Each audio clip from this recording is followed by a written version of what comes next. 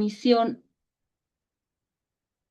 la vía de transmisión más afectada en niños siempre va a ser por micropartículas en aerosol. Sin embargo, en adultos va a ser la autoinoculación, puede ser por la mala lavado de manos o por objetos contaminados, ¿no? Que puede esto con la propia mano ingerir por lo que es la vía nasal o por la vía conjuntival. Una vez que ya haya ingresado a lo que es tanto a la mucosa nasal o conjuntival, esta va a ser una replicación en el epitelio y va a haber una invasión celular. Y esta va a dar lugar a una respuesta inflamatoria. Va a secretar lo que son los mediadores químicos, va a secretar, va a estimular la secreción de moco, va a estimular lo que son las secreciones de citoquinas, la inflamación y posteriormente va a producir lo que es el moco, ¿no? Generalmente esta también va a estimular las mediadores colinérgicos, que esta va a producir una broncoconstricción y posteriormente va a dar el reflejo de lo que es la tos. Esto va a producir tanto fiebre, va a producir rinorrea, congestión nasal, accesos de tos pueden ser secos o pueden ser productivos. Y generalmente el resfrío común no va a presentar síntomas sistémicos y en caso de que presente síntomas sistémicos van a ser leves, que esto puede generar el malestar general, cefalea, artralgias o mialgias. Dentro de lo que son las manifestaciones clínicas, como ya hemos dicho, va a ser rinosdea, congestión nasal, fiebre que no sea mayor a 38,5 grados centígrados, va a presentar accesos de tos hasta odinofagia. El periodo de incubación del resfrío común en rinovirus va a ser de 12 a 14 horas y en algunos u otros virus como el coronavirus, el virus sincitial respiratorio, puede llegar de 2 a 7 días, ¿ya? Como ya hemos mencionado, no presentan lo que son síntomas sistémicos, sin embargo, en caso de que presenten, son bastante leves. En caso de que el tercer o quinto día presente secreción nasal tanto amarillenta y espesa, no siempre significa que la infección se está sobreinfectando con algún microorganismo bacteriano. La duración de lo que es el resfrío común es de 7 a 10 días o en algunas otras bibliografías indica que puede durar 2 semanas. Entonces, en caso de que la mamá venga a la semana de que siga resfriado, nosotros simplemente tenemos que tranquilizar y explicar que puede durar hasta 2 semanas. ¿Cuál es el diagnóstico de tratamiento? El diagnóstico es netamente clínico. Ya. El tratamiento es sintomático y de soporte. Nosotros tenemos que aportar mayor líquido para que vayas purificando lo que son las secreciones nasales o faringias que tenga en caso, ¿no? Podemos darle algún antipirético, puede ser paracetamol o ibuprofeno. Para la congestión nasal podemos usar lo que son las gotitas salinas, la solución salinas, que puede ser al 0,3% o al 0,9%. En los niños no se debe dar antihistamínicos, antigripales ni antitusivos. ¿Por qué? Por el mayor efecto secundario que estos medicamentos podrían ocasionar. Entonces, solamente el tratamiento va a ser sintomático y de soporte. Vamos a hacer preguntas y van a participar. Ok.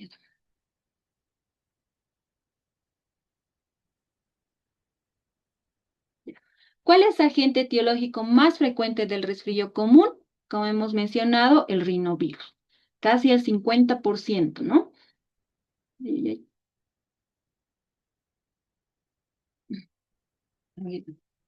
¿Cuál de los siguientes hallazgos sugiere una complicación bacteriana de un resfrío común?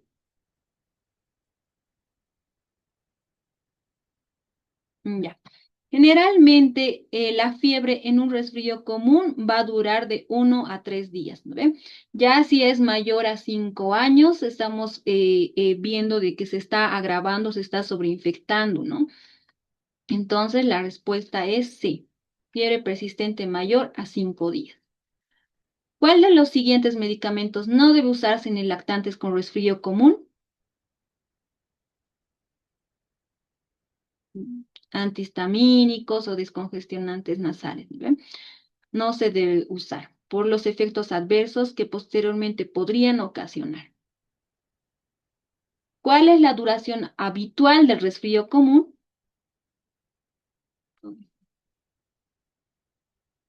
Exacto.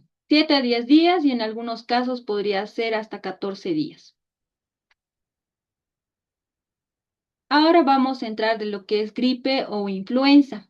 ¿Qué, qué tenemos que hacer? Mucho, tenemos que diferenciar de lo que es el resfrío común. Entonces, la gripe es una infección vírica del tracto respiratorio superior que va a estar causada por lo que es la influenza. Esta generalmente, igual que lo que es el resfrío, se va a transmitir por lo que son las secreciones expulsadas, tanto pueden ser al toser, al estornudar u objetos inanimados como igual, ¿no? Que en la vía de transmisión de lo que es el resfrío común. Dentro de la etiología va a ser la influenza, que va a pertenecer al grupo del Orthomoxoviridae, que generalmente este va a tener tres tipos, que es la A, la B y la C. La C que todavía no está bien definida y perdón, la A va a tener subtipos como puede ser la AH3N2 y la AH1N1, que si no, en el año 2009 y 2010 nosotros sufrimos una pandemia, ¿no? En Bolivia por por este subtipo de lo que es la influenza H1N1. Se dice que la morbimortalidad va a aumentar en aquellos pacientes que tengan factores de riesgo, que en pacientes que tengan una patología de base, que podría ser una fibrosis quística, una hipoplasia pulmonar o que tenga diabetes mellitus o alguna otra enfermedad que va a predisponer a que tenga esta infección, ¿no?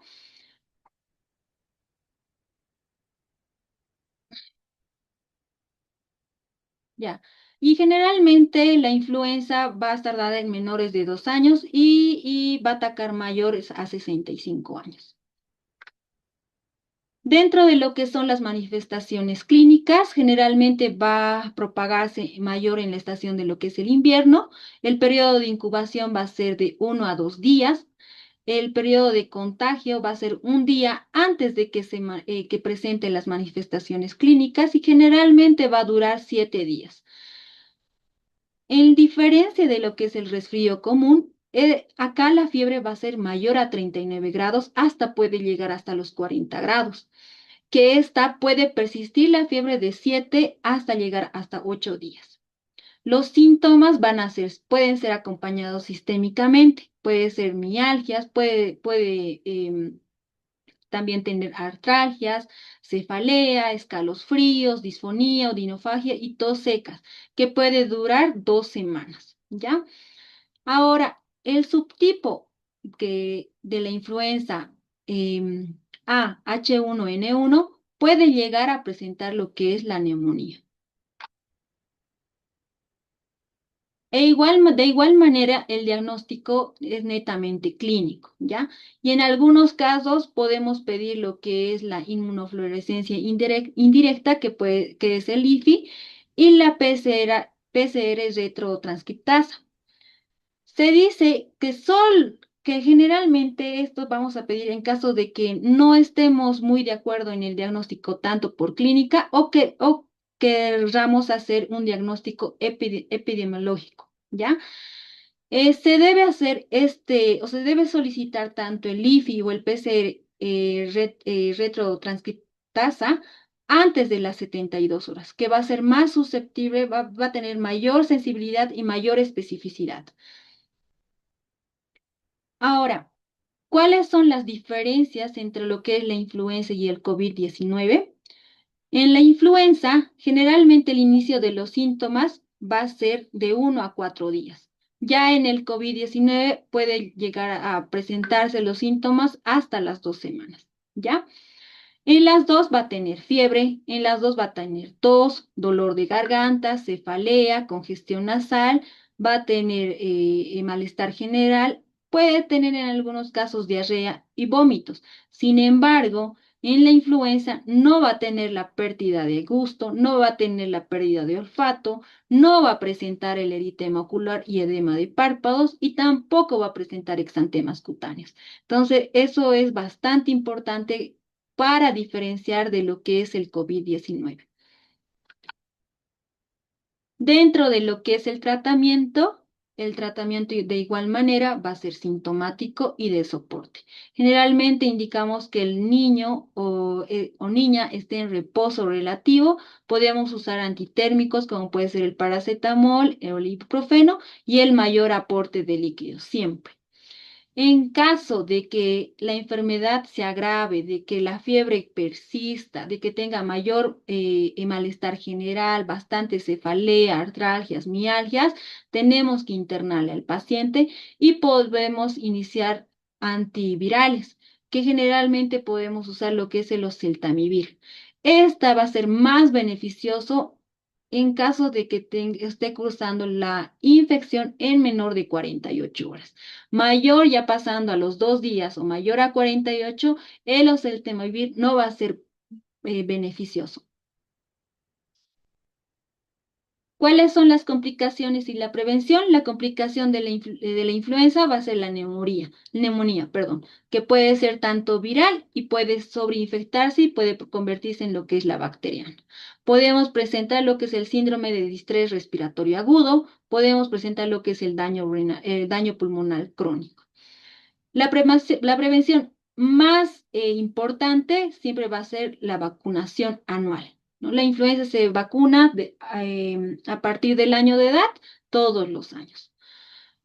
También podemos prevenir puede ser el lavado de manos, las medidas de bioseguridad. Existen dos tipos de filtros. El primer filtro siempre es recomendar a los familiares o al tutor o a los padres que cuando uno esté enfermo, que tenga síntomas del resfriado común o de una infección de respiratoria alta, que no se debe enviar al colegio hasta que se pase.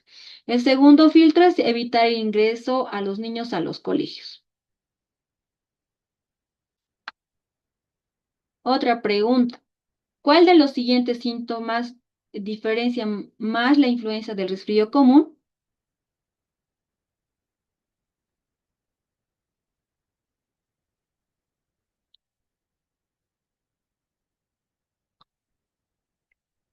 Mialgias y artralgias, ¿no ve? Que esto es un síntoma sistémico. ¿Cuál es el antiviral de elección para la influenza en pediatría?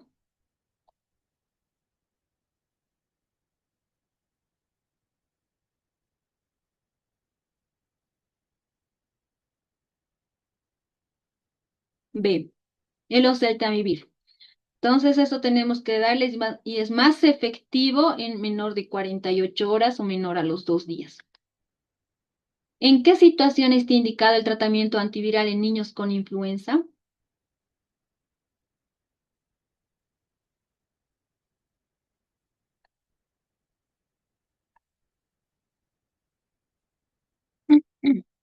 Sí. En niños con factores de riesgo o enfermedad grave, ¿no ven? Niños que tengan fibrosis quística, hipoplasia, diabetes o alguna otra patología de base que tengan. ¿Cuál es el momento ideal para iniciar el oseltamivir? Dentro de las primeras 48 horas. Súper. ¿Cuál es la medida preventiva más eficaz contra la influenza en niños?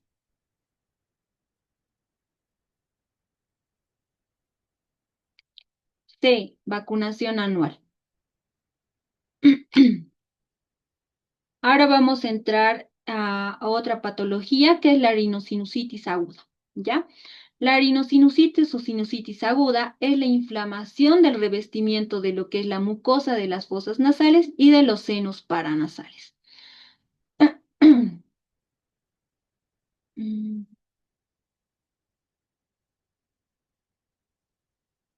a ver, ya. Entonces, es la infección del revestimiento del seno inflamado, ¿no? Que acá podemos ver, la sinusitis va a tener un líquido purulento o un exceso de moco, ¿no? O una infección del seno nasal. Cambio acá, todos están libres. Se dice que existe la sinusitis aguda, subaguda, la aguda recurrente y la crónica. Dentro de lo que es la aguda, va a ser que va a tener una duración menor a 30 días o un mes. La subaguda, que va a ser de 30 hasta 90 días o de mes hasta los 3 meses. Dentro de lo que es la aguda recurrente, significa que va a tener que tener 3 episodios de sinusitis aguda en 6 meses o 4 en 12 meses. 4 episodios en un año. Con una duración de los síntomas por lo menos de 30 días. Aguda recurrente, 3 episodios en 6 meses o 4 episodios al año de edad. Crónica, que son episodios de inflamación mayor a 90 días o 3 meses, que los pacientes van a presentar síntomas respiratorios residuales persistentes, ¿ya? Los senos más afectados va a ser el etmoidal y los maxilares. ¿Por qué?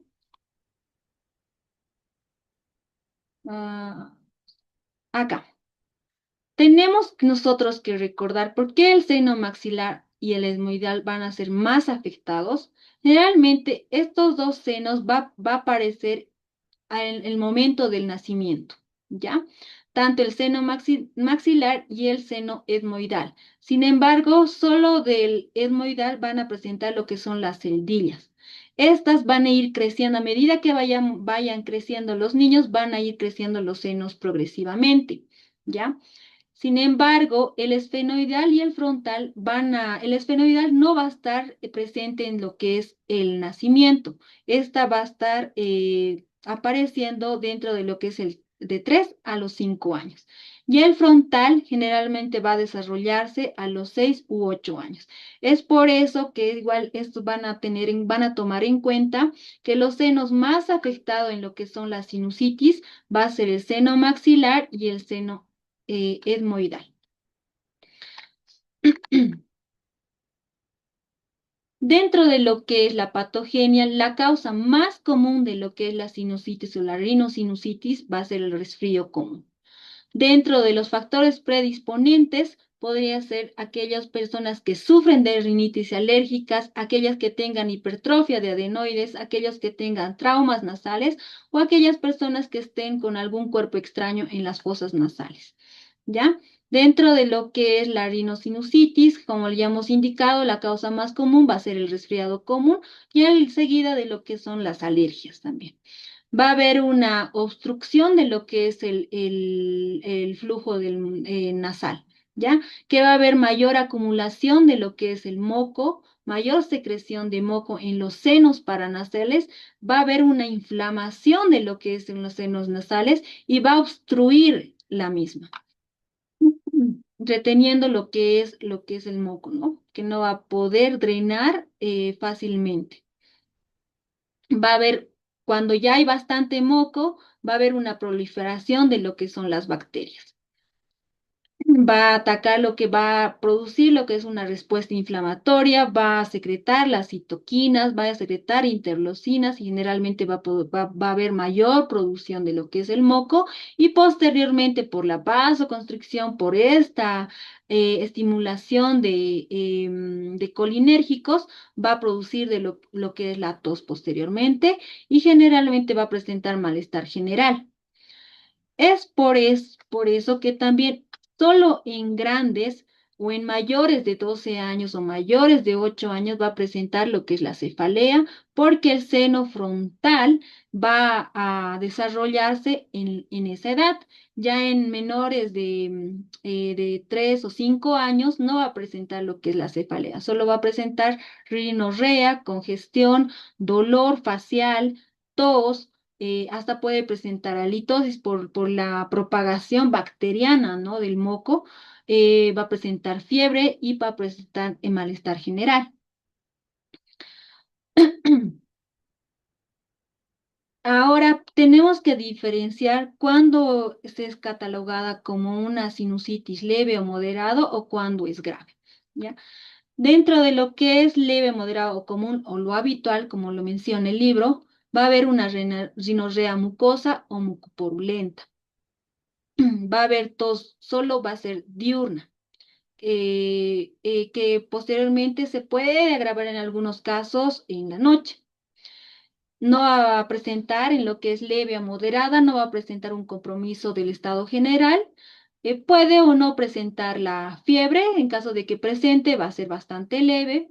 Va a presentar lo que es la litosis y como ya hemos mencionado, en, en leve o en niños menores de 5 años, cefalea y el dolor facial va a ser bastante raro, cefalea bastante raro solo en mayores de 8 a 10 años. Puede haber un edema orbitario, em, las manifestaciones de más de 10 días de evolución, por si acaso. Dentro de lo que es grave, la rinorrea va a ser bastante purulenta, que va a persistir más de 3 días. Va a haber fiebre alta, mayor a 39 o a 40 grados centígrados. En este caso ya va a haber tos diurna y nocturna.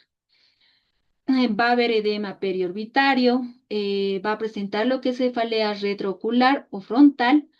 Generalmente va a estar acompañada por el malestar general y otra sintomatología que se puede agravar. La secreción nasal puede ser espesa, puede ser fluida, puede ser mucosa, serosa o purulenta y en el 80% del caso puede ser mucopurulenta. Como ya hemos indicado, puede haber tos seca o puede ser productiva, ¿no? Que generalmente va a estar más a predominio nocturno. Cefalea, como ya hemos indicado, solo en mayores de 10 años que va a estar en compromiso en relación por la afectación de lo que es el seno frontal. Esto ya hemos indicado. El diagnóstico de igual manera va a ser clínico. Cuando va a presentar una sinusitis bacteriana o una sinusitis sobreinfectada, va a ser cuando va a presentarse posterior a una infección del tracto respiratorio, como puede ser un resfrío común. Va a haber bastante secreción nasal, como ya hemos indicado, va a haber tos diurno y nocturno por más de 10 días. Generalmente más nocturno, ¿no? La agravación de sintomatología o la reaparición de alguna sintomatología. Se dice que el estudio de imagen, como puede ser la radiografía, no va a ser de rutina. Generalmente el diagnóstico siempre va a ser 100% clínico o en caso de que haya o no haya mejoría o alguna seguimiento de lo que es el tratamiento, recién podemos nosotros solicitar lo que es un estudio de imagen o en caso de que no estuviéramos 100% de acuerdo o 100% estemos diagnosticando de lo que es una sinusitis. El diagnóstico diferencial se va a hacer con rinitis de lactante, una rinitis alérgica o en caso de que esté presentando un cuerpo extraño. El tratamiento en aquellos niños que son inmunocompetentes, se dice que estas manifestaciones clínicas de la rinosinusitis puede desaparecer 30 días sin tratamiento. En caso de que la sinusitis se agrave con alguna u otra sintomatología, de que la fiebre, que presente fiebre persistente, que tenga mal estado general, que o que esté con alguna u otra sintomatología, podemos iniciar lo que es la amoxicilina, ¿ya? A 90 o a 100 miligramos kilogramo día. En caso de que a las 48 a 72 horas no mejore, solo en esos casos podemos añadir lo que es el amoxicilina más ácido clavulánico. En caso de que sea alérgico a las penicilinas, podemos dar como segunda opción lo que son los macrólidos, que esta puede ser la claritromicina, que podemos dar a 15 miligramos kilogramo día por 7 días. Dentro de lo que es el tratamiento también están lo que son los lavados nasales con solución fisiológica, como ya hemos mencionado, al 0,3% o al 0,9%. Generalmente en pacientes con sinusitis no se debe dar antihistamínicos o descongestionantes nasales ni antigripales. Solo podemos darle también, en caso de que esté con fiebre o el malestar general, un antipirético como puede ser el paracetamol o el ibuprofeno. Dentro de lo que son las complicaciones de lo que es la sinusitis, podemos ver en lo que son los abscesos periósticos, subperiósticos de la órbita, abscesos endocraneales, celulitis orbitarias, o infección del sistema nervioso central. En estos casos, en las complicaciones de la sinusitis, ya tenemos que nosotros internar a lo que es el paciente.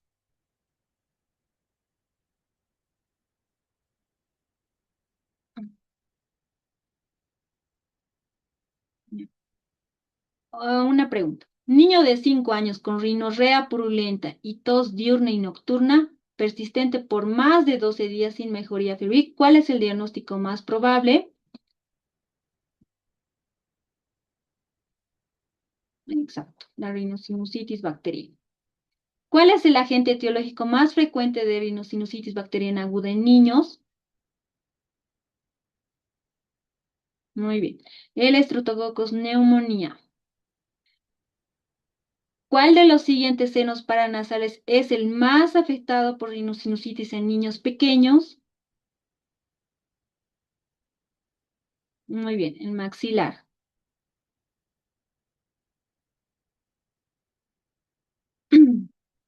Niño con rinosinusitis bacteriana no complicada, sin mejoría clínica tras 72 horas de antibiótico adecuado, ¿cuál es la conducta correcta?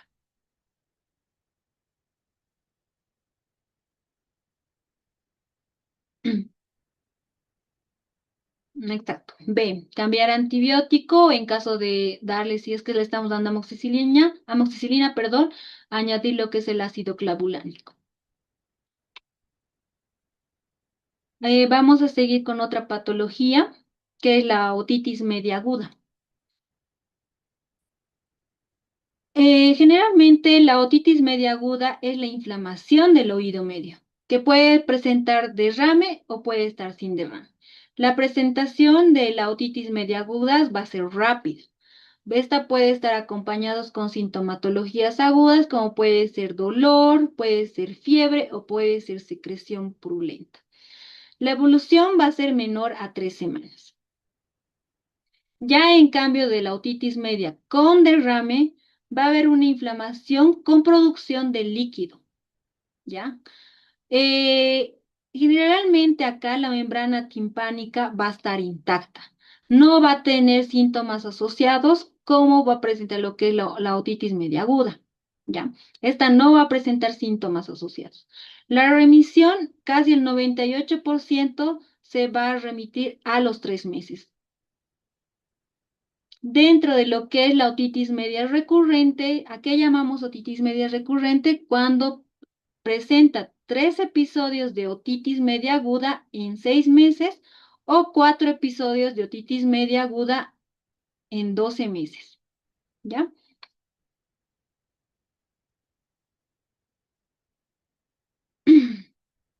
¿Cuál es la patogenia?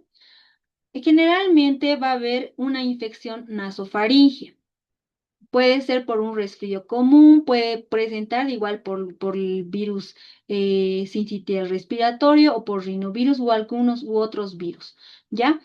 General, u otras bacterias, como puede ser el Streptococcus pneumoniae, que es el 35%, seguida de lo que es el Haemophilus influenzae del 25%. Generalmente esta infección nasofaringea va va a presentar y va a haber va a provocar una disfunción de lo que es las trompas de falopio, perdón, las trompas de Eustaquio, que esta va a provocar lo que es una inflamación, posteriormente va a haber un edema y una obstrucción de lo que es el drenaje. Como ya hemos dicho, igualmente va a provocar una respuesta inflamatoria. Va a haber mayor secreción de lo que es pus o secreción purulenta, que va a tapar lo que va, o va a taponear lo que es la trompa de Eustaquio, ¿ya? Y generalmente este taponamiento va a producir lo que son la sintomatología como el dolor al oído o también llamado lo que es la otalgia, va a presentar lo que es la otorrea si hay perforación, va a presentar fiebre, irritabilidad, decaimiento, tos o hasta puede presentar lo que es la rinorrea. Generalmente en niños pequeños, no va a mencionar, me está doliendo el oído, generalmente va a tender a frotarse de lo que son ambos oídos, va a estar irritable, va a estar decaído, no va, que, va a tener una inapetencia a los alimentos. en- ya en más grandes ya no nos puede mencionar, ¿no? Que ya presenta dolor en el oído, tiene fiebre, tiene tos, rinorrea. ¿Cuáles son las manifestaciones clínicas? Va a ser la otalgia, fiebre, llanto, irritabilidad o en algunos casos cuando ya existe perforación, la otorrea. Se dice que en niños ya más grandes puede presentar hasta lo que es la hipoacusia y te puede mencionar.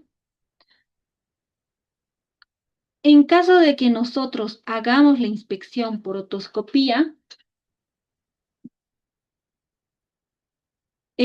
va a haber abombamiento de lo que es la membrana timpánica. Esto es lo que es un tímpano normal, que va a ser transparente o va a ser blanco nacarado.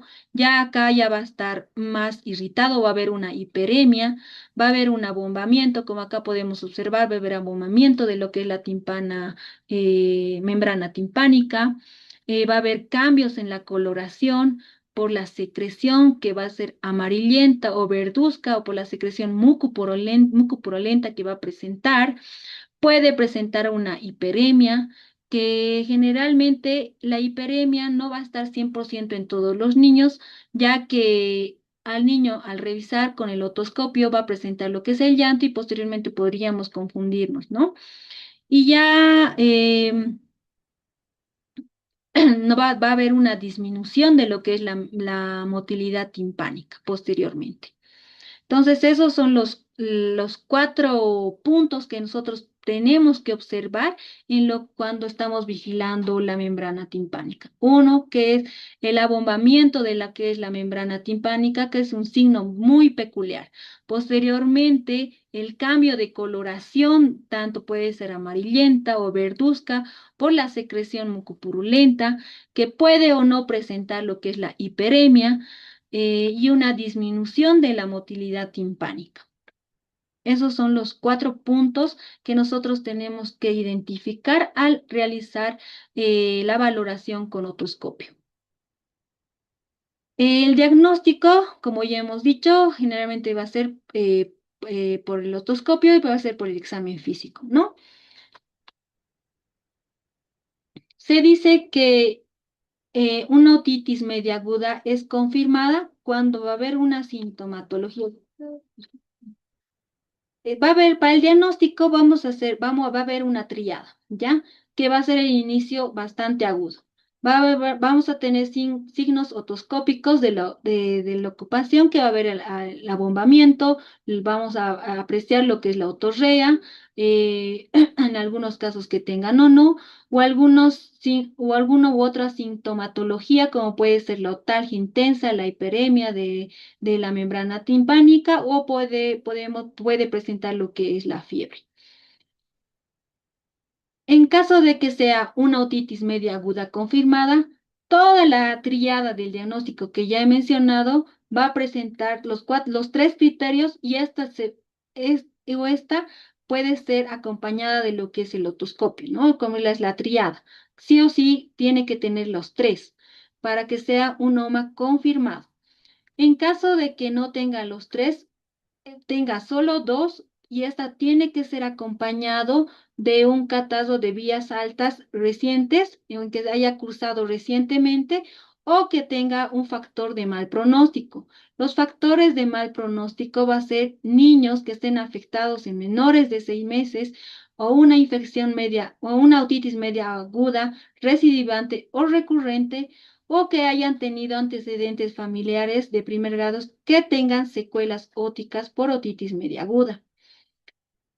Ya en la otitis media aguda probable va a presentar lo que es otalgia y en caso de que puede presentar dolor en el oído, pero no va a estar no va a tener los 4 puntos que se pueden observar con el otoscopio.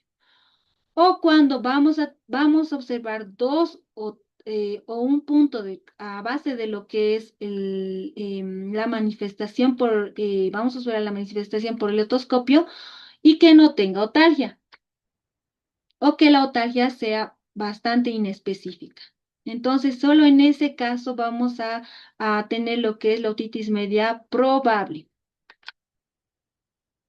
¿Cuál es el tratamiento? El tratamiento tiene que ser flexible y individualizado.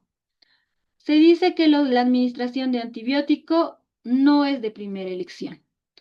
Las medidas generales siempre va a ser la hidratación, permeabilizar las fosas nasales, la postura que es bastante importante, que tiene que estar semisentado o en la posición semifowler, el uso de analgésicos, el uso de antipiréticos.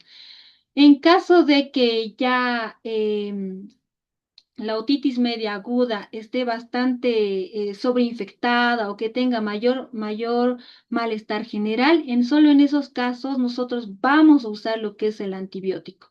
Esta generalmente va a estar dada por lo que es la amoxicilina, ¿ya? Que generalmente va a estar dada por 90 a 100 miligramos kilogramo día por 7 días o hasta podemos dar hasta 10 días. En menor de 2 meses, el tratamiento tiene que ser endovenoso. Y el tratamiento, en caso de que nosotros sospechemos de que estés con una otitis media aguda, se da antibiótico de primera instancia.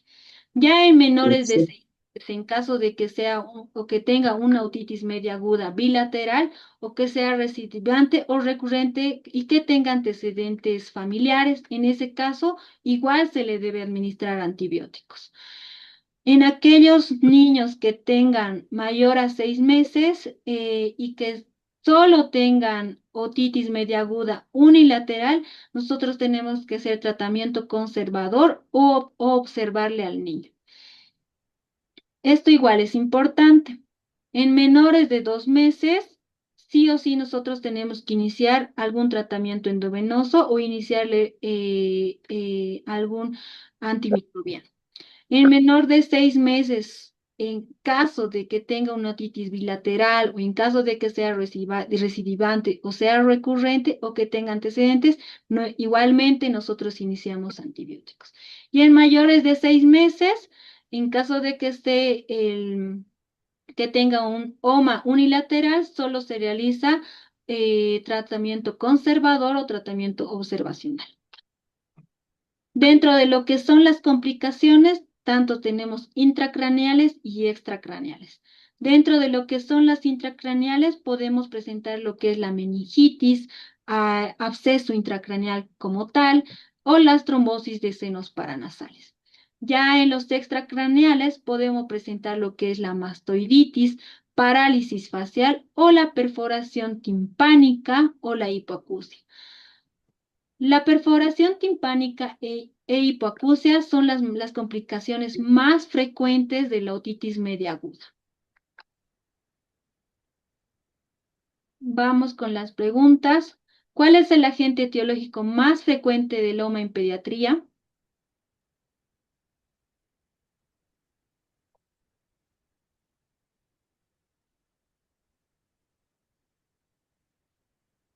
B. Streptococcus pneumoniae.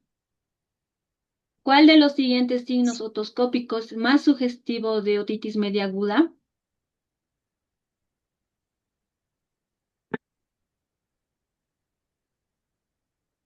Sí. membrana timpánica bombada y eritematosa o hiperémica. Niño de 3 años con OMA leve, buen estado general y sin factores de riesgos, ¿cuál es la conducta inicial adecuada? Exacto, observación. ¿En cuál de los siguientes casos se indica antibiótico inmediato?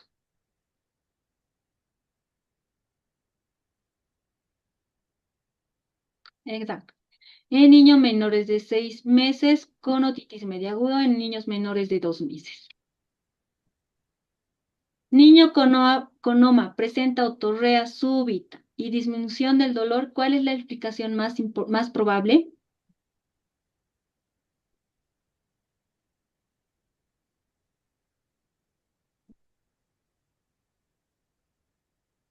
Perforación. Solo cuando existe otorrea súbita es porque ya presenta, ¿no? Perforación timpánica. No es resolución espontánea, no es que esté saliendo y ya esté bien. Entonces, la respuesta es C, perforación timpánica. Vamos a otra patología que es la faringoamigdalitis. ¿Qué es la faringoamigdalitis? Es la inflamación de lo que es las faringe y las amígdalas, que puede ser tanto viral o puede ser bacteriana. Generalmente va a estar afectada lo que son las amígdalas palatinas, el mayor porcentaje. Generalmente en los niños de 1 a 2% que vienen a consultas, el 80% va a ser de etiología viral.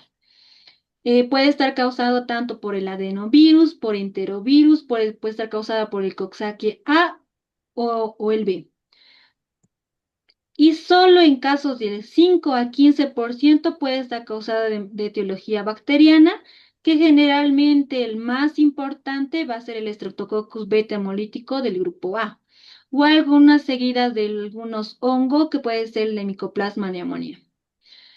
La complicación más frecuente y más importante de lo que es la faringoamigdalitis va a ser la fiebre reumática y la glomerulonefritis aguda.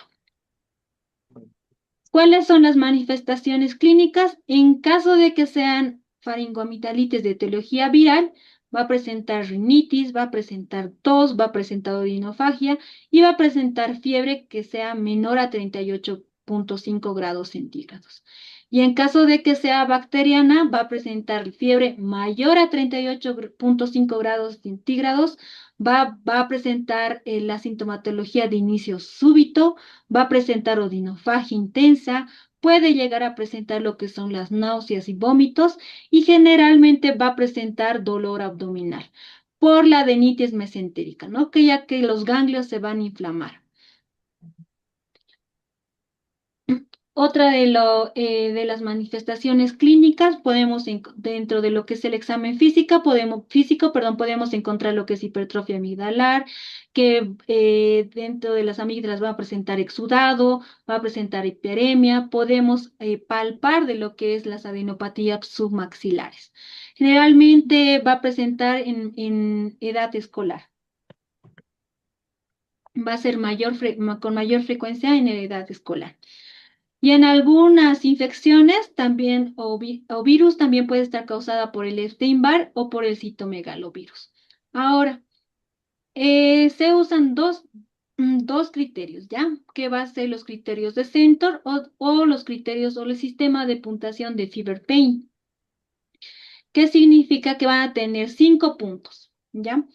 Que uno, como su nombre lo indica, fever, que significa lo que es fiebre, pain, que es exudado purulento, a la instalación que tiene que ser aguda, que es menor o igual a 3 días, y de que va a haber una inflamación severa, N, que no va a presentar tos ni rinorrea. Con este sistema de puntuación, nosotros podemos diagnosticar lo que es la faringoamigdalitis.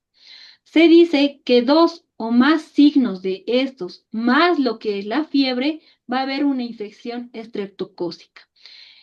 En algunos casos o en algunos bibliografía indica que en esta puntuación o en este sistema de puntuación también debe estar adherida a lo que es la adenitis mesentérica, que va a ser igual un punto de lo que es, ya porque va a haber mayor inflamación de lo que es el ganglio.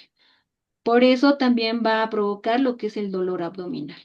Entonces, dos o más signos y fiebre, vamos a catalogar lo que es una infección estreptocócica y tenemos que administrar lo que es algún antimicrobiano. Ya seguida de lo que es, no menciona el libro, pero nosotros podemos catalogar, podemos usar lo que son los criterios de Centor, que esta generalmente va a estar dado por 5 puntos, ¿ya? Que tiene que tener fiebre mayor a 38 grados centígrados, que va a tener un punto, ausencia de tos, un punto, que va a tener adenopatías cervicales anteriores o submandibulares y que tiene que tener sí o sí un exudado amigdalar. Generalmente la edad es bastante importante, ¿ya? De 3 a menores de 5 años va a catalogar un punto de y mayores de 45 años que no nos sirven, ¿no? De 15 a 45 años no nos sirve y mayores a 45 años tampoco.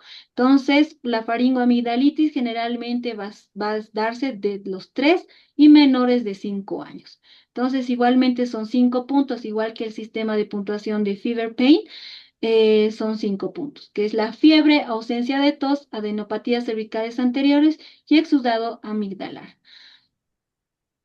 El diagnóstico igualmente va a ser clínico. El gold estándar de lo que es la faringoamigdalitis, con una sensibilidad del 90-95%, va a ser el cultivo faríngeo. También el diagnóstico podemos hacer basado a este test rápido o a estos criterios, tanto al criterio de Centor o al criterio del Fever Paint. El tratamiento generalmente nosotros vamos a dar paracetamol o ibuprofeno. Podemos dar igual antibióticos, como puede ser la penicilina benzatínica. En menores de 30 años damos de 600.000 unidades internacionales, dosis única intramuscular. Ya mayores de 30 kilos, damos 1.200.000 unidades internacionales, dosis única igual intramuscular. En caso de que podemos usar otra alternativa, puede ser la amoxicilina, que podemos prescribir de 80 miligramos kilogramo día cada 12 horas por 10 días. En caso de que sea alérgico a las penicilinas, podemos dar otra alternativa que es un macrólido, que puede ser la citromicina a 10 miligramos kilogramo día el primer día, ya seguida de los 4 restantes a 5 miligramos kilogramo día. ¿Cuáles son las complicaciones de la faringoamigdalitis? Con mayor frecuencia va a ser la fiebre reumática, ya seguida de lo que es la glomerulonefritis aguda, que es la inflamación de los glomérulos, que esta posteriormente va a secretar lo que es sangre en orina y proteínas en orina. Es una complicación bastante peligrosa. Vamos a seguir con las preguntas. ¿Cuál de los siguientes hallazgos sugiere etiología viral en una faringoamigdalitis? Tos y rinorrea, ¿no?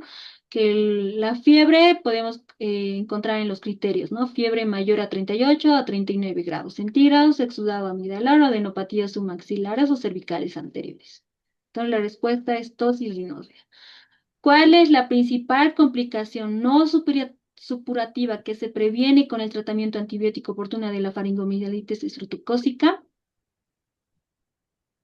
Principal complicación.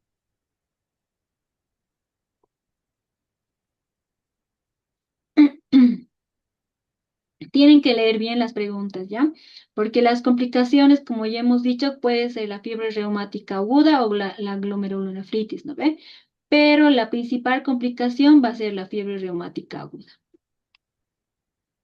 ¿Cuál es el tratamiento de primera línea para la faringoamigdalitis por Streptococcus pyogenes en pediatría?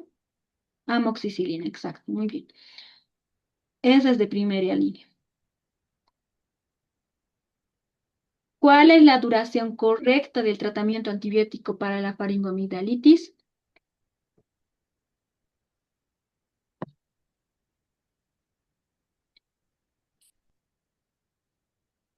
10 días.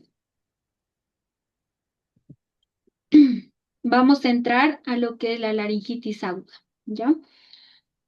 La laringitis aguda es la inflamación u obstrucción de lo que es la región subglótica, ¿ya? Que generalmente esta laringitis aguda puede estar dada por otro nombre como puede ser la laringitis como tal, la laringotraqueobronquitis o el crupolaringio. Se dice que solo el 1 al 2% van a requerir internación. Generalmente esto va a estar mayor dada en la estación de lo que es el otoño e invierno.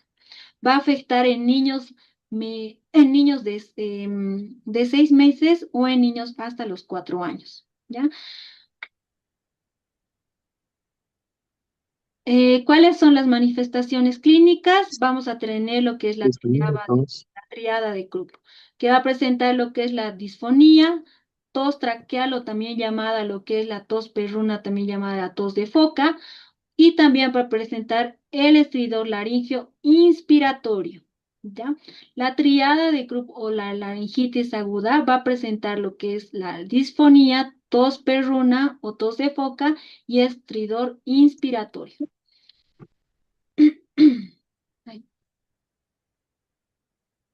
También puede presentar tos leve, como ya hemos indicado, puede presentar malestar general o fiebre. Y en algunos más, en pacientes más pequeñitos pueden presentar lo que es la somnolencia, puede presentar taquicardia, taquimia o datos de dificultad respiratoria, usando lo que son los músculos accesorios respiratorios. Dentro de lo que la auscultación pulmonar podemos oír lo que son los roncus, sibilancias o ruidos transmitidos de la vía aérea superior, como puede ser lo que es el estridor, ¿no? Dentro de lo que es la clasificación de lo que es la aguda, vamos a usar lo que es la escala de Townsend, ¿ya? Que va a tener 5 acápites, que va a ser el estridor, eh, que va a presentar que si es leve, moderado o grave, o intenso también, ¿no? El estridor en el grave va a ser bastante intenso. En la entrada de aire, perdón, la entrada de aire ya en el grave va a ser bastante disminuida. En el grave igualmente el color y que va a estar cianótico. Va a presentar tanto cianosis generalizada o local. Las retracciones va a ser bastante intenso y la conciencia en el grave va a presentar lo que es la letargia. Ya en el moderado puede estar ansioso o puede estar agitado. Solo en el leve la conciencia va a estar algo agitado si es que le molesta, ¿ya? Cuando nosotros catalogamos un CRUP leve va a tener menor a 5 puntos, un CRUP leve o moderado de 5 a 6 puntos, un CRUP moderado de 7 a 8 puntos y un CRUP grave mayor a 8 puntos. Entonces, con esto nosotros clasificamos si estamos frente a una laringitis leve, moderada o grave. Ya si estamos en una laringitis grave, entonces nosotros diferimos a internación o a un hospital de tercer nivel. Ya posteriormente les voy a ir indicando cuál es el tratamiento según los estadios. El diagnóstico va a ser igualmente clínico, ¿ya? Generalmente nosotros vamos a escuchar lo que es el estridor.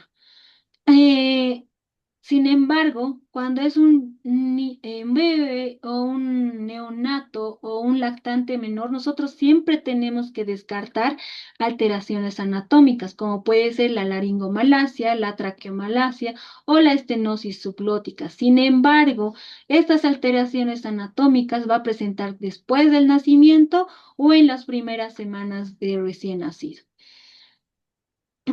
Ahora, ¿cuáles son las diferencias tanto de lo que es la epiglotitis y la traqueitis bacteriana?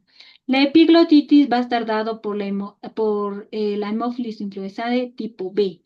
Generalmente esto va a ser agudo, va a afectar de 1 a los 6 años y la fiebre va a ser alta con algún compromiso general.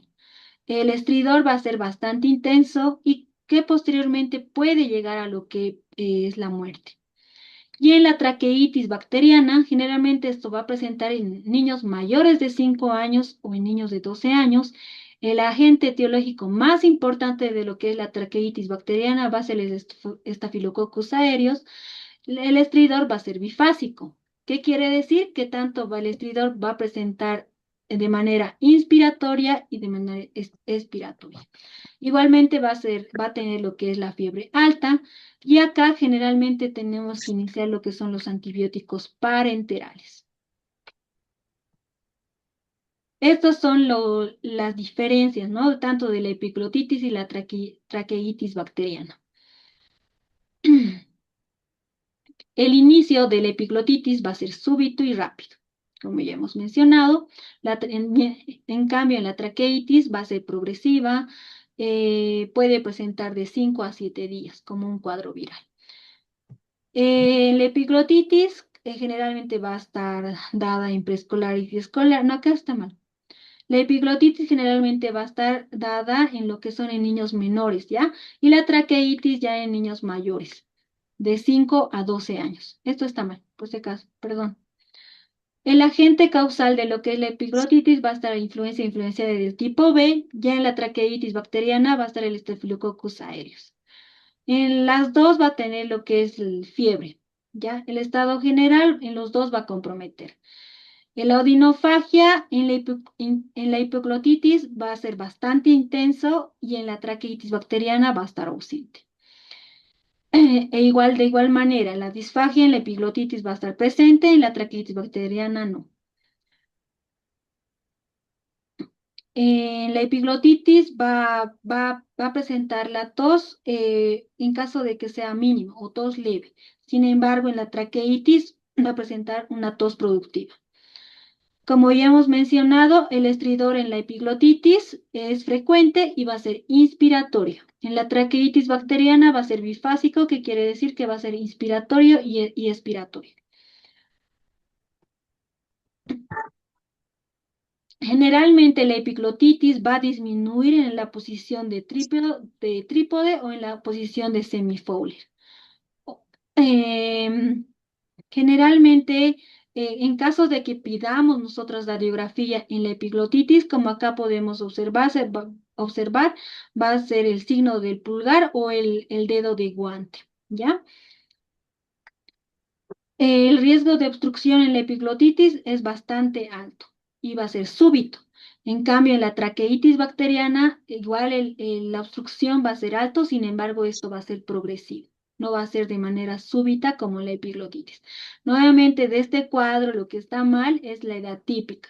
La epiglotitis que va a presentar en niños menores y en la traqueitis en niños ya de 5 a 12 años, por si acaso. El tratamiento siempre vamos a tranquilizar a lo que es al paciente y tranquilizar a lo que es los familiares o al tutor o a la madre.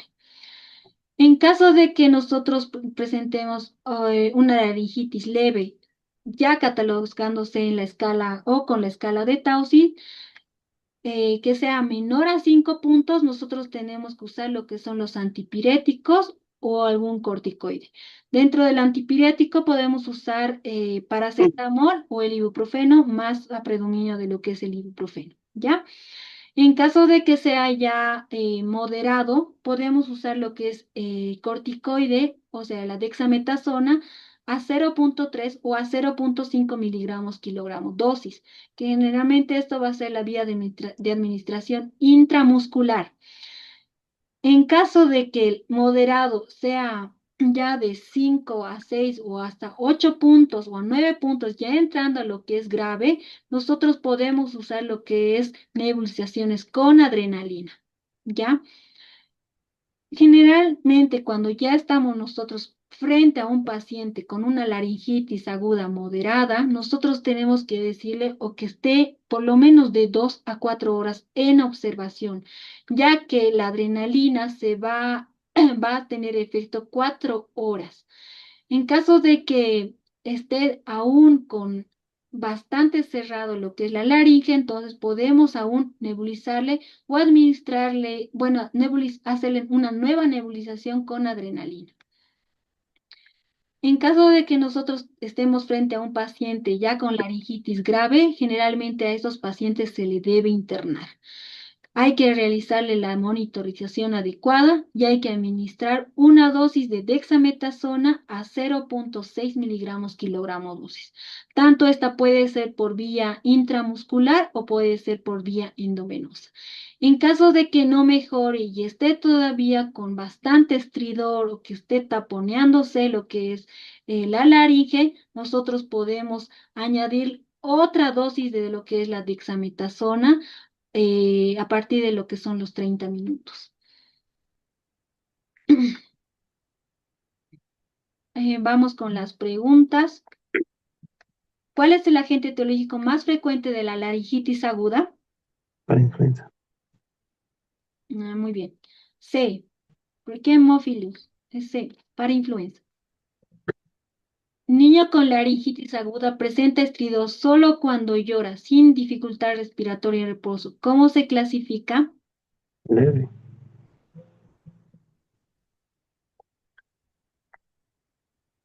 Muy bien, leve. ¿Cuál es el tratamiento de elección en un niño con CRUP leve a moderado? Dexametasona.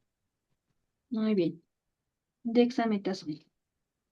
En un niño con CRUP moderado grave, estridor en reposo y tiraje, ¿qué tratamiento se debe añadir?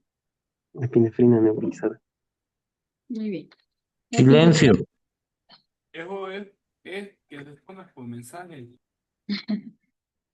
¿Cuál de los siguientes hallazgos no corresponde a la laringitis aguda?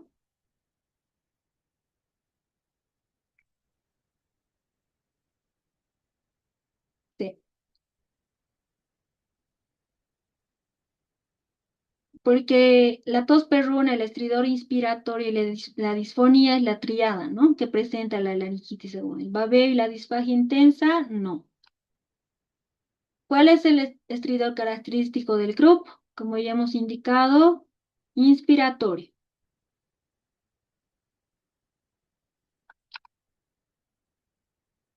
Niño de 6 años con fiebre alta, odinofagia intensa, exudado blanquecino, en amígdalas y adenopatías cervicales anteriores dolorosas, no presenta tos ni rinorrea. ¿Cuál es el agente etiológico más probable? Estamos frente a una faringoamigdalitis. Entonces, el agente más probable es el Streptococcus pyogenes. Sí, exacto. ¿Cuál de los siguientes criterios define otitis media recurrente en pediatría?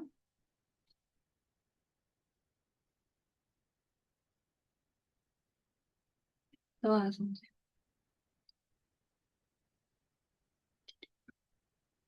3 episodios en 6 meses o 4 episodios al año. Esa es la respuesta. ¿Cuál es el agente etiológico más frecuente de la laringitis aguda en niños, como ya hemos explicado? El virus de la parainfluenza. ¿Ven? Nuevamente otra vez. Esta es otra pregunta. Bueno, un caso clínico. Niño de 3 años, previamente sano, acude a consulta por fiebre de 38,2 grados centígrados. Rinorrea inicialmente clara, que se vuelve espesa, congestión nasal, tos nocturna y rechazo parcial de alimentos desde los 6 días. La madre refiere que al inicio presentaba estornudos y malestar general leve. No hay datos de dificultad respiratoria. Dentro de lo que es el examen físico, hay buen estado general. Dentro de lo que hay orofaringe, encontramos lo que es hiperemia leve, sin exudado. Realizamos una otoscopía, las membranas timpánicas están normales, no hay alteraciones. Y si hay dolor a la palpación en los senos maxilares. La saturación está en 98%. ¿Cuál fue el diagnóstico más probable en los 2 a 3 días de la enfermedad?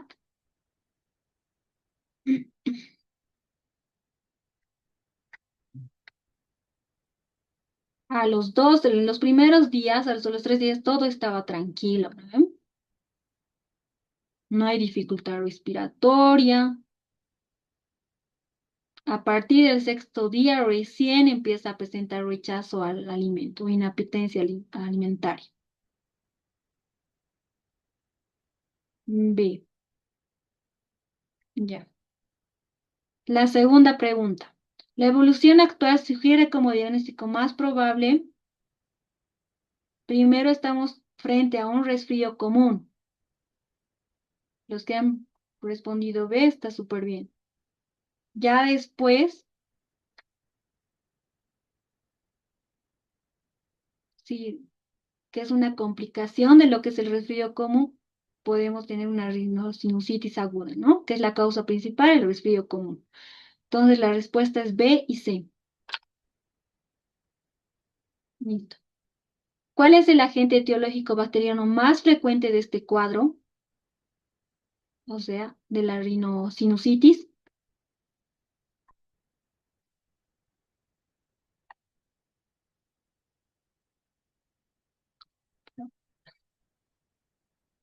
Streptococcus pneumoniae. Súper.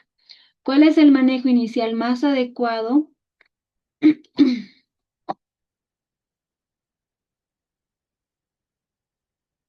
Sí.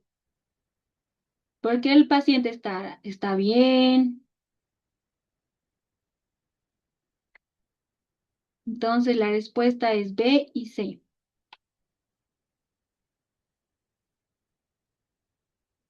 ¿Cuál de los siguientes hallazgos indicaría un inicio de antibiótico?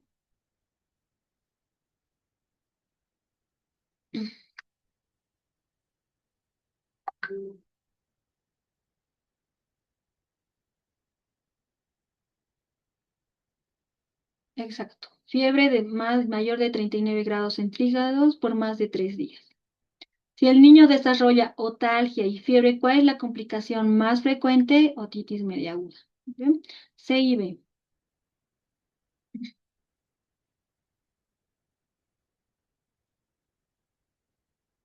Ahora sí, ¿qué preguntas tiene?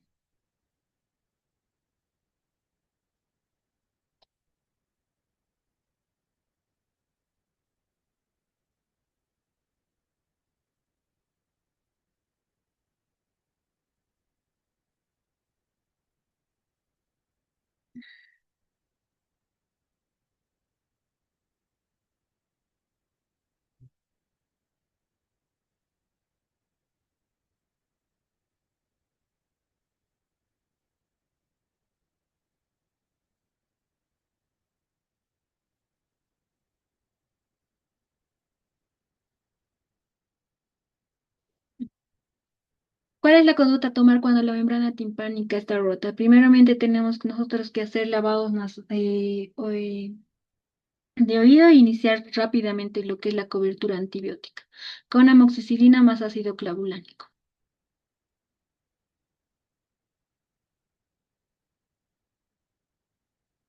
Lavado de oído, doctora, eh, como cualquier otro lavado o algún cuidado especial. O sea, como cualquier otro lavado. Pero puede, por favor, mostrarnos el cuadro de un paciente de clase.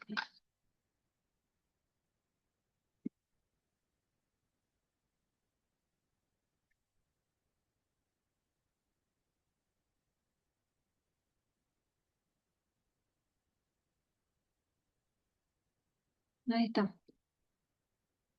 Creo que de ahí está grabado.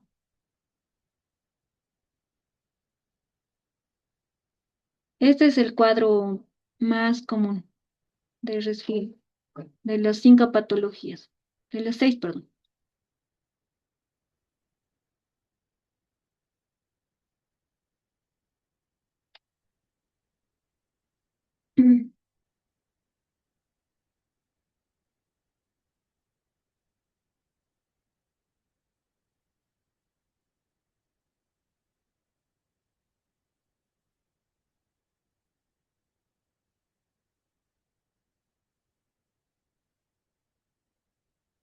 La dosis de la adrenalina para las nebulizaciones. Lo que el libro indica, ¿no? El texto es de 0,05 ml kilogramo. que esto siempre tenemos que hacer nebulizaciones, ¿no? De tres, las nebulizaciones se hace con solución fisiológica al 0,9%, que esta tiene que ser 3 ml, y luego tenemos que calcular nosotros lo que es la adrenalina a 0,05 ml kilogramo. No tenemos que pasarnos mayor a 5 miligramos por cada nebulización. Es lo mismo. Depende la dosis de oseltamivir al peso.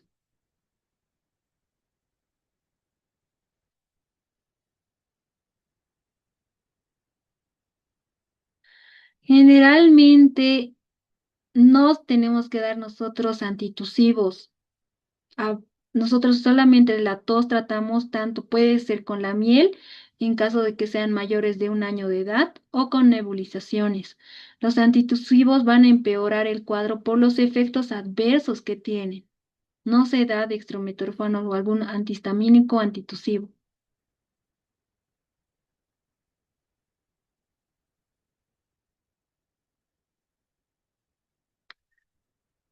La complicación más frecuente, como ya hemos indicado, es la faringoamigdalitis y la glomerulonefritis. ¿Cuál es la constante de la tos presente?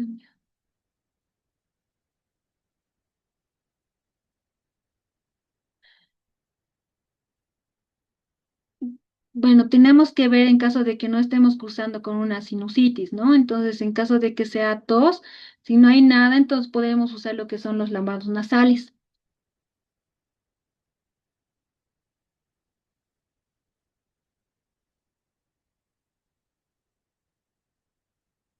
Ya. ¿Cuál es la complicación más frecuente? Si es la faringoamigdalitis aguda, ¿cuál es la diferencia? Por el exudado, en caso de que sea faringoamigdalitis bacteriana, va a haber bastante exudado purulento. Sin embargo, como acá podemos observar, en el faringoamigdalitis solo viral vamos a tener lo que es la diperemia sin exudado purulento o blanquecino. Espérame, déjame buscar. Ah,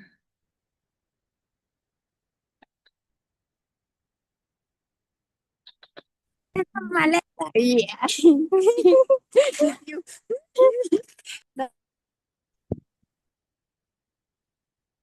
aquí está.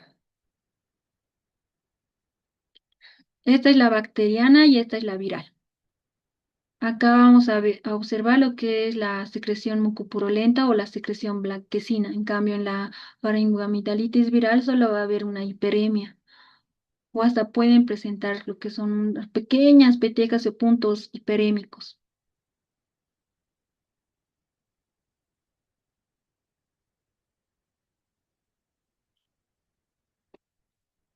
Como ya hemos mencionado, está en la diapositiva.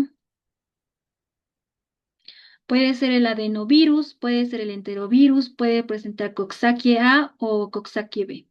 Entonces, esos son los virus más frecuentes u otros virus también que pueden ocasionar, ¿no? Lo que es la faringoamigdalitis.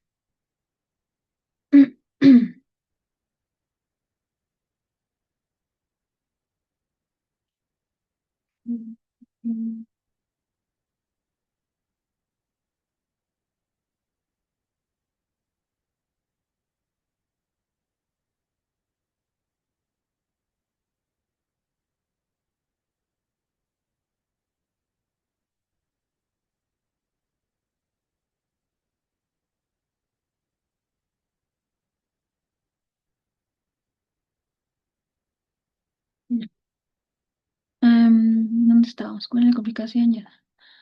No creo 80% de agreditora. La escala de solución beta hemolítico, la escala de Centor, la escala de Centor. Ya, aquí está. Estas son las dos escalas, ¿no? En esta diapositiva lo puse las dos escalas.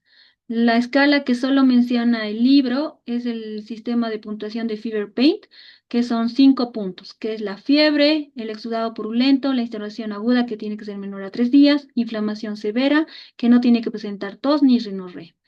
En cambio, en los criterios de centro igualmente, casi es lo mismo, ¿no? Fiebre mayor a 38 grados, ausencia de tos, que acá ya vemos lo que es las adenopatías cervicales, la cual hace diferencia, ¿no? A lo que es la puntuación de Fever Pain.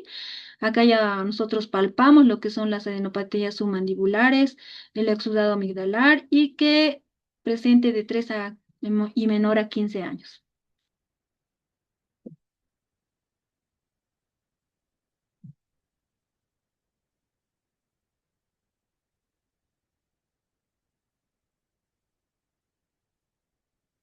Bueno, acá. La escala ya está. Si le dieran descongestionante nasal en sinusitis, ¿cuál sería la complicación? Es que en realidad no le estamos tratando. Si en caso de que nosotros estemos dando descongestionante, no estamos tratando lo que es la sinusitis. Va a seguir con la sinusitis, va a presentar mayor sintomatología. A partir de los 12 años de edad, el dextrometorfano.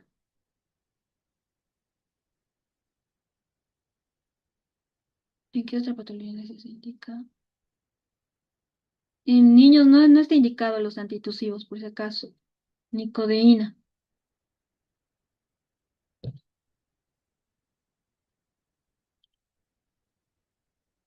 Otros síntomas, mayores síntomas, menor que la sinusitis. Tampoco se da el ambroxol.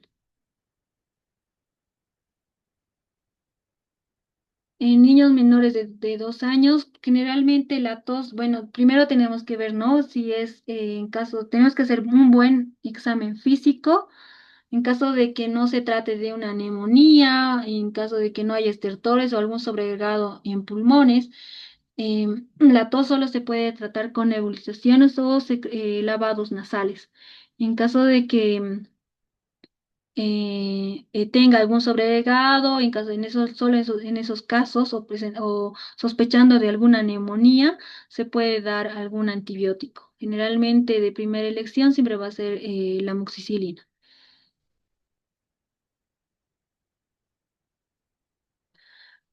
Por sus efectos adversos, en caso, por ejemplo, nosotros tenemos un niño, no sé, de 2 años o 1 año de edad y le damos antitusivos. Nosotros vamos a hacer que la tos retenga los fluidos, tanto por la tos, las flemas, no van a poder eliminarlo. Entonces, el antitusivo que va a hacer el reflejo de la tos lo va a cortar. La secreción se va a acumular, esa misma secreción se va a infectar y provocar posteriormente, puede provocar lo que es una neumonía. Por eso no se da antitusivos ni antigripales. En los antigripales también tenemos lo que son los antihistamínicos, que posteriormente, cuando sea más grande, va a presentar va a secarse lo que es la mucosa nasal. En caso es por eso que no se da antitusivos para provocar o para prevenir, perdón, alguna complicación. Solo se da nebulizaciones y ayudarle al lactante o al niño de que pueda sacar las flemitas para que sí se purifiquen más y sean más disolventes lo que son las flemitas. Por eso solo se nebulizan. Así podrías darle Alex.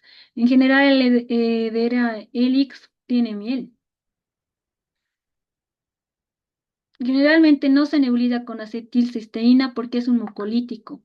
En caso de que solo nosotros podemos nebulizar con cloruro de sodio y con solución fisiológica. En caso de que nosotros estemos nebulizando con acetilcisteína, hacemos de que se produzca mayor moco y como el niño no puede o no puede expulsar el moco, entonces más estamos provocando mayor sintomatología o mayor producción de moco. Solo en casos muy especiales o en mayores de 2 años, recién se nebuliza con acetilcisteína. En menores de 2 años no se nebuliza. Voy a enseñar la preparación de adrenalina. Como ya hemos mencionado, cuando nosotros nebulizamos con adrenalina, sí o sí hacemos con fisiológico. Suero fisiológica al 0,9% puede ser 3 ml con adrenalina calculado a 0,05 ml kilogramo. Entonces nosotros vemos, ¿no? Cuántos miligramos está en 1 ml de la ampolla de lo que es la adrenalina. Nosotros calculamos, hacemos regla de 3 y ya. y pectoral simple. ¿Eh? No, no sé de qué es eso.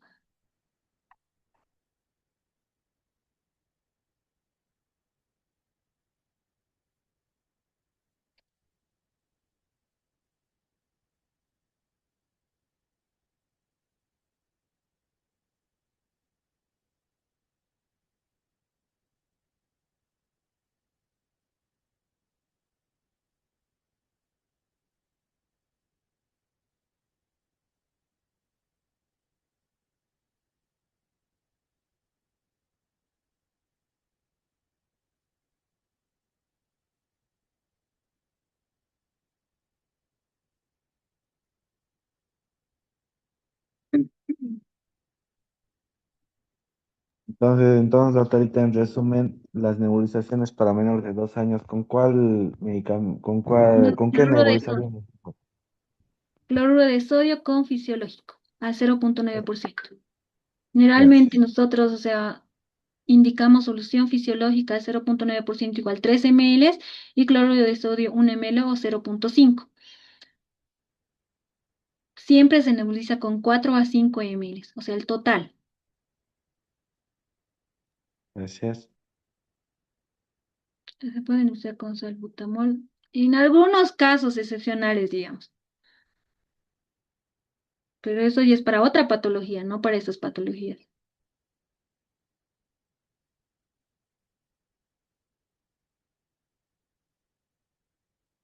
No se ha visto con tanta utilidad, sin embargo, la dexametasona siempre es más beneficioso intramuscular y es más efectivo la adrenalina nebulizada.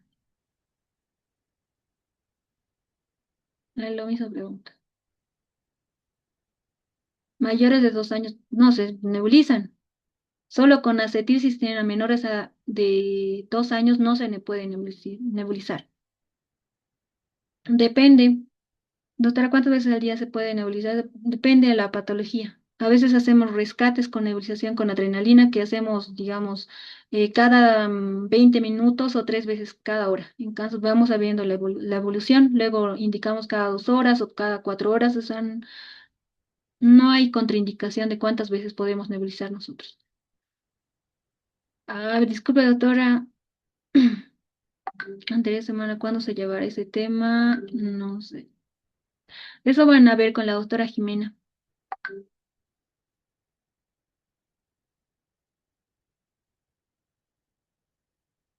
¿Alguna pregunta?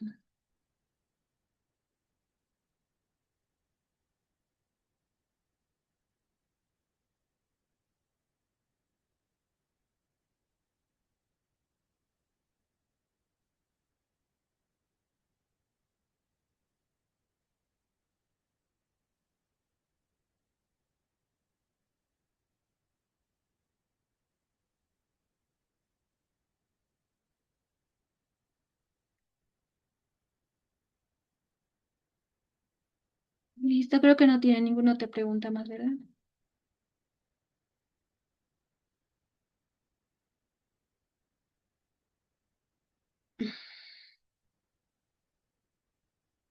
Gracias, doctora. Gracias.